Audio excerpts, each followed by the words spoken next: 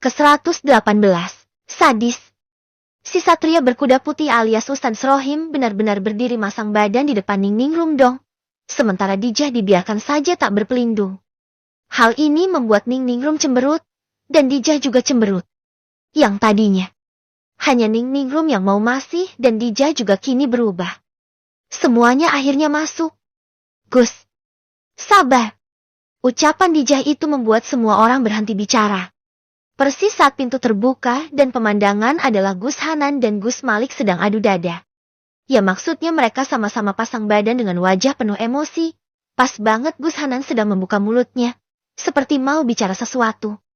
Tapi ia tak jadi bicara karena ada tamu yang tak diundang. Ya mereka itu. Semuanya menggeruduk masuk, Hamad yang paling terakhir dan menutup pintu ruangan itu. Demi tidak terdengar dari luar. Kalian. Gus Hanan melihat ke arah tamu tak diundangannya dan duduk di kursinya.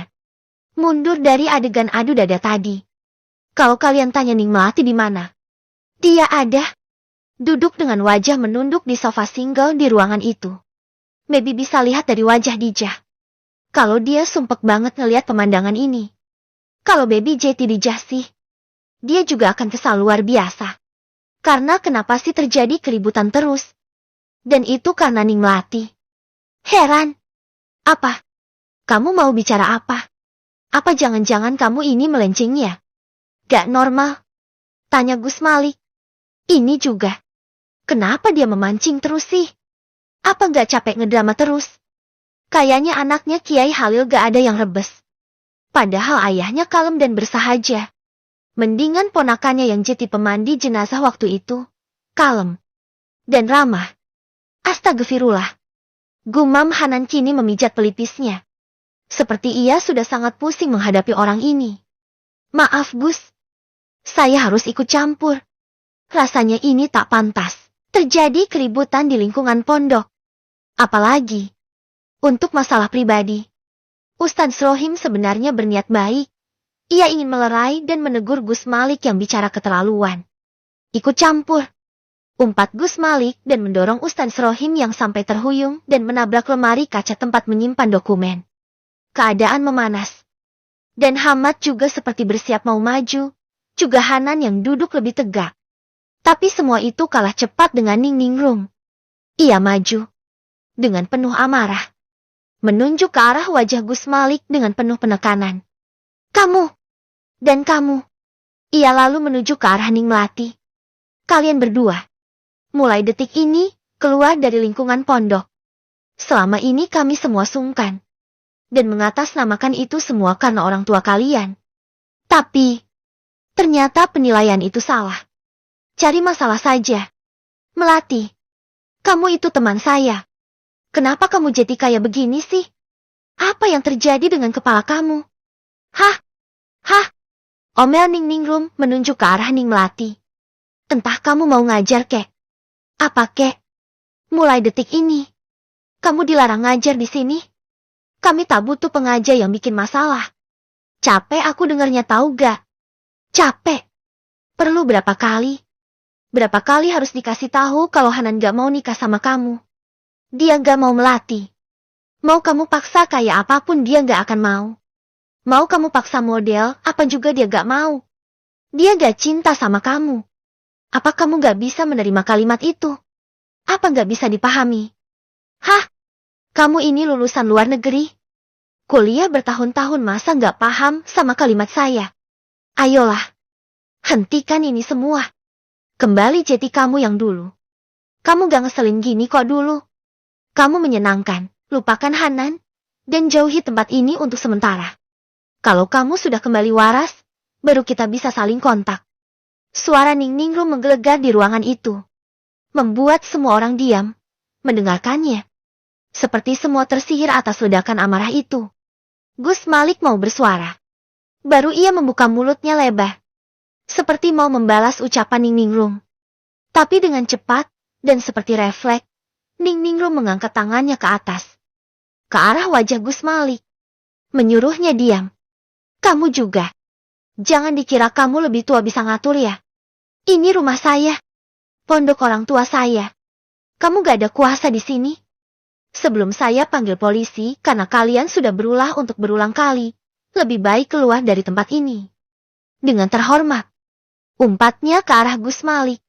Wih, Baby mau standing ovation rasanya. Ning Ningrum keren parah. Kalau dia udah ngomel, marah udah kayak petasan gede kayak pengantin Betawi asli. Jadi bener. Meledak. Semua masih terdiam. Dan Ning Melati berdiri menggandeng tangan Gus Malik lalu pergi dari ruangan itu. Haf, bikin emosi aja. Apa gak jerawatan lagi aku kalau begini terus? Geram Ning Ningrum yang kini seperti mau menetralkan emosinya. Baby maju dan mengelus pundak Ning Ningrum. Menenangkannya. Sumpah keren banget Ning. Parah kerennya. Pakai banget. Kalau ada award untuk suara paling membahana, Ning Ningrum yang akan menang. Baby dapat lirikan galak dari perempuan itu. Dan ia terkekeh. Hehehe. Ampun. Bisik Baby meringis. Takut. Kenapa sih kamu gak bilang Nan? Kenapa gitu? Jadinya dia mikir kamu itu masih mempertimbangkan mau nikahin dia. Ya gimana? Masa aku mau ngorbanin Dijah? Dia masih belajar. Nanti yang ada malah dia dibully yang lain. Eleh. Dia aja udah dibully kok. Sekalian aja kenapa? Nanti aku bilang ke Buya.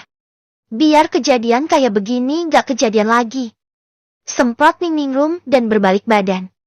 Pergi meninggalkan mereka semua. Lihat. Galak banget kayak begitu.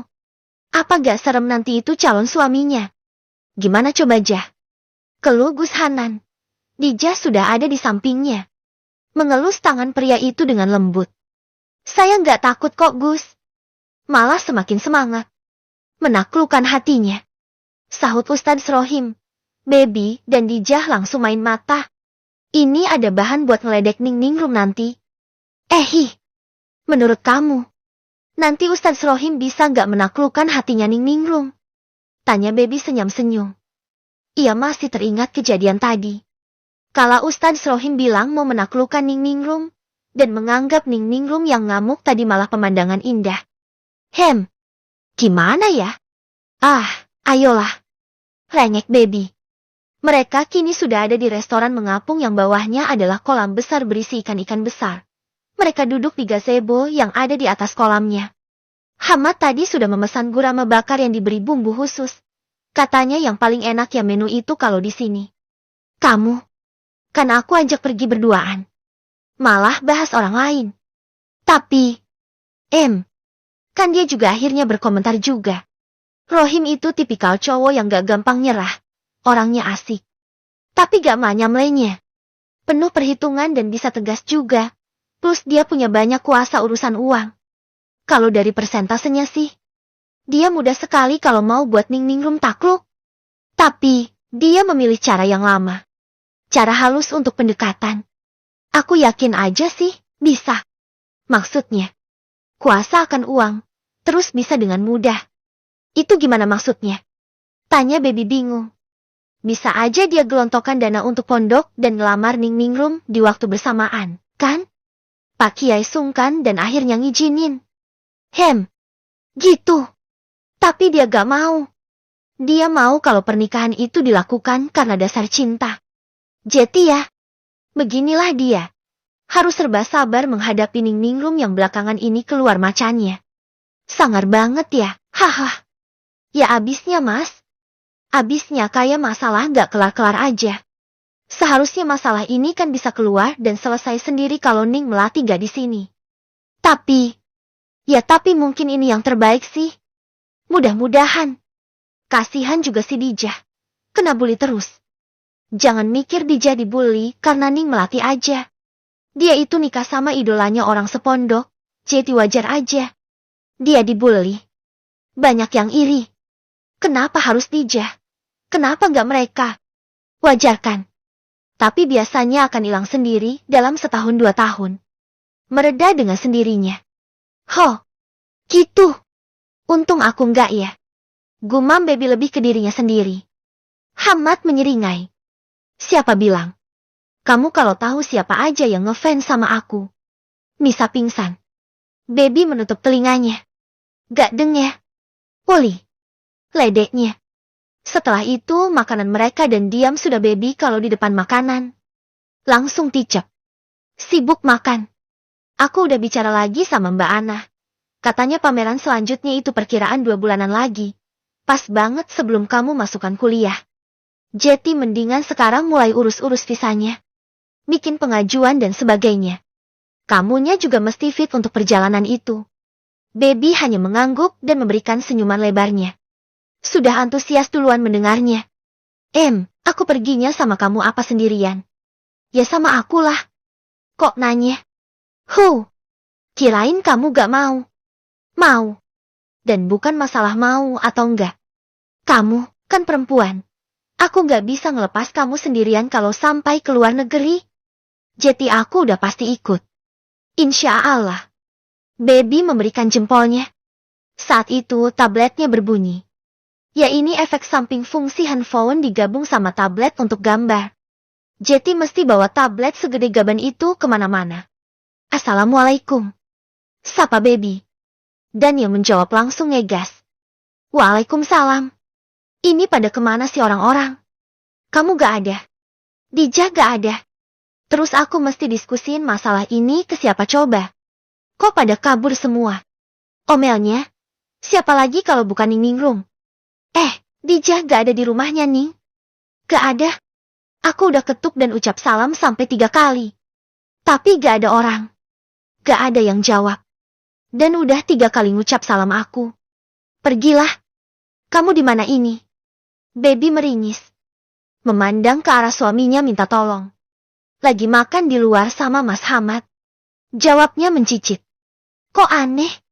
Masa bilang lagi makan di luar sama suami sendiri kayak berbuat curang aja. Kayak berbuat kejahatan aja dia rasanya. Bagus. Pada asik-asikan sama suami sendiri-sendiri ya. Aku yang ditelantarkan. Lah, terus gimana Ning? Seharusnya. Gimana coba? Tanya baby lagi. Ya kalian setidaknya salah satu di sini. Nemenin aku. Aduh. Kepala. Ini kepala mau copot rasanya mikirin hidup. Keluhnya dan kini baby terkekeh. Ning. Makanya nikah aja Ning. Enak. Bisa buat berbagi beban hidup. Bisa ada yang nemenin setiap saat. Kan Ning Ningrum udah ada tuh yang nungguin. Ustaz Rohim. Siap kayaknya dia diminta nikah sekarang juga. Hehe. Cari mati. Setelah itu baby mengatakannya kepada dirinya sendiri. Lah kok bisa keceplosan ngomong begitu ke Ning Ningrum? Alamat kena semprit. Baby. Kamu sampai di sini. Siap-siap obat magi ya? Tanya baby meninggi. Kaget dengan ucapan perempuan itu. Aku kebin kamu. Itu saja dan panggilan dimatikan. Baby mengembuskan napasnya panjang. Weh, sadis.